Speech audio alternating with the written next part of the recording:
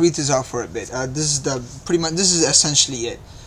So one of the most important topics in elementary calculus is the epsilon delta definition of limits. The definition says that the limit of f at x, right, is equal to L as x approaches a, right? If and only if for all epsilon, right, for all positive epsilon, there exists a positive delta, right, such that right?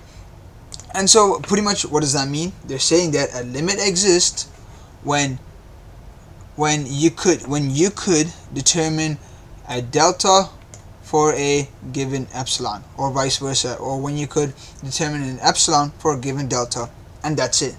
And that's it. And that's all it means. That's all it means. You guys got it?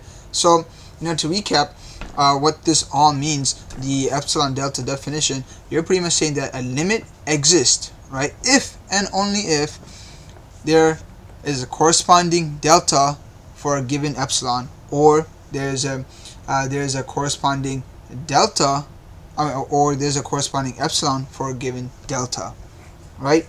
And that's all it is. And so a limit doesn't exist. It doesn't exist when you can't find a delta for a given epsilon, or when you can't find an epsilon for a given delta. Does that make sense?